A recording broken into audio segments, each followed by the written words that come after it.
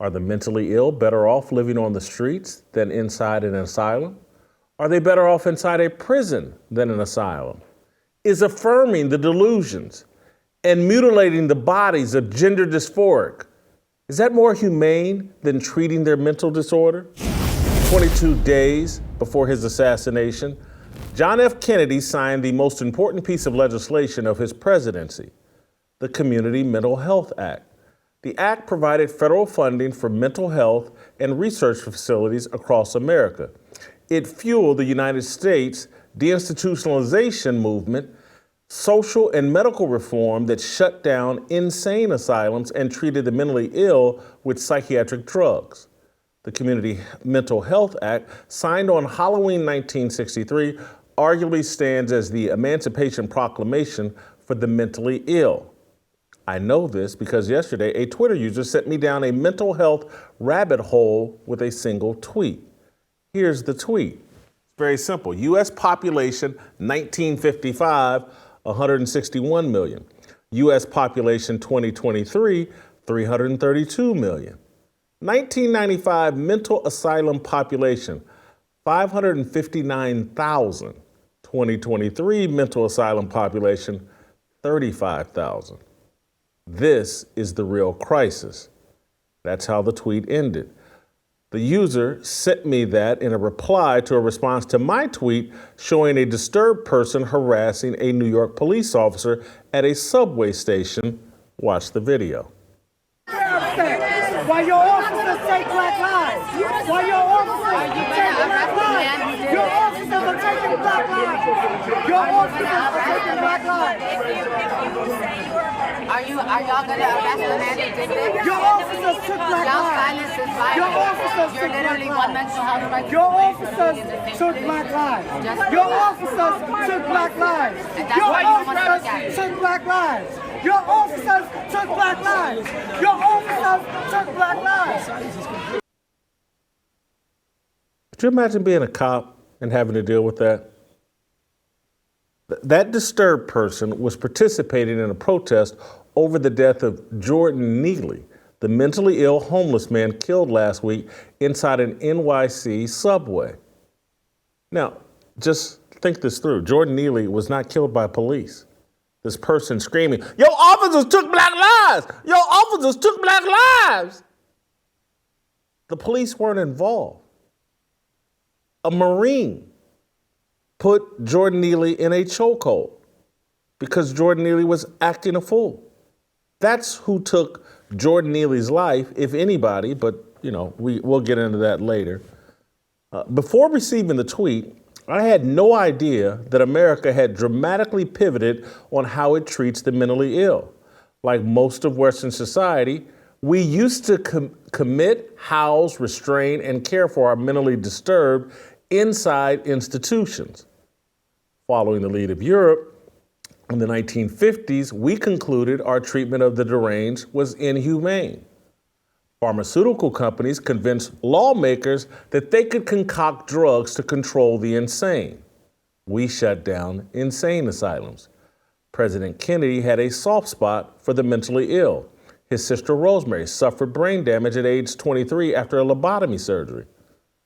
4 years after Kennedy signed the Community Mental Health Act, then California Governor Ronald Reagan signed the Lanterman-Petrus-Short Act, which ended the practice of institutionalizing patients against their will in California. The law exploded California's prison and homeless population. The mentally ill committed crimes and were not taken care of by their families.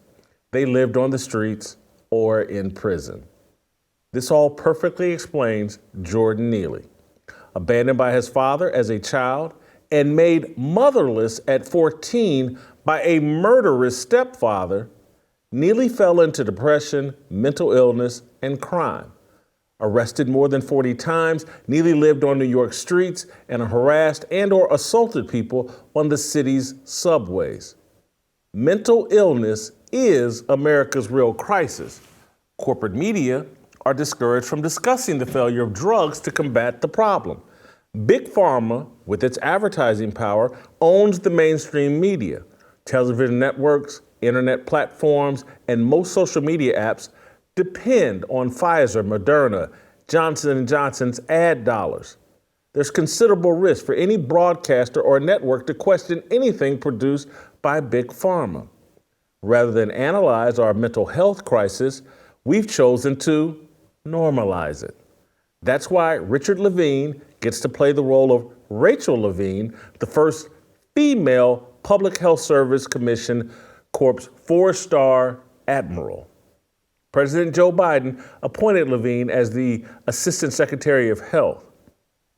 And that's why Biden sat down for a celebratory interview with Dylan Mulvaney, the transgender actor and comedian. Crazy is the new normal. Anyone who doesn't adopt the new normal is branded a racist, homophobe, or transphobe. The name calling and smear campaigns detract us from addressing the ramifications, consequences, and root causes of our new normals. Are the mentally ill better off living on the streets than inside an asylum? Are they better off inside a prison than an asylum? Is affirming the delusions and mutilating the bodies of gender dysphoric, is that more humane than treating their mental disorder? Is living a lie healthier than confronting the truth? I can't speak for every individual, but I can confidently say America is not a better place when we're all forced to live a lie. Just as the truth sets us free, lies limit freedom. The tweet I received yesterday provoked several epiphanies within me. A decade ago, when I read author Michelle Alexander's best-selling book, The New Jim Crow, Mass Incarceration in the Age of Colorblindness, her research and narrative on the growth in America's prison population had an enormous impact on my worldview. I swallowed her entire narrative. I bought the book for family and friends. Alexander became one of my 4 journalistic heroes, alongside Chicago columnist Mike Royko, sports writer Ralph Wiley, newspaperman turned TV producer David Simon. My longtime LLC is titled RWSA, which stands for Royko, Wiley, Simon, and Alexander. My Mount Rushmore of journalism. Alexander blamed mass incarceration on America's fruitless drug war. It's a crock. America's love of drugs and partnership with global drug companies spawned so-called mass incarceration. That love affair and partnership swelled the prison population. De-institutionalization moved the mentally ill from insane asylums to prison. And the destruction of the nuclear family increased mental instability. The 1960s promoted drug use, promiscuity, the matriarchy, and the destruction of the nuclear family. We bought the lies that a pill could fix every problem, that free love is better than monogamy and marriage, and that feminist rule is superior to the patriarchy. We chose crazy. Our destroyed and tattered families produce crazy like a factory assembly line. Mass incarceration is a consequence of crazy, not racist drug policies. I don't know the solution to our mental health crisis. I do know that normalizing crazy is only making things worse. 2 men pretending to be married and raising children increases the insanity. So do child-friendly drag shows and story hours. Normalizing obesity kills. Ascribing a racial motive to every mixed-race negative engagement promotes segregation and division. Adopting silly, obvious double standards, such as feigning deep, life-altering emotional pain over a racial slur you use daily, provokes additional foolishness. Ignoring the crazy, belligerent, threatening, and occasionally violent homeless man on the street or subway doesn't improve society or promote safety. Indifference is as lethal as hate. We've grown indifferent to the insanity we've normalized. We've adopted a reprobate mind.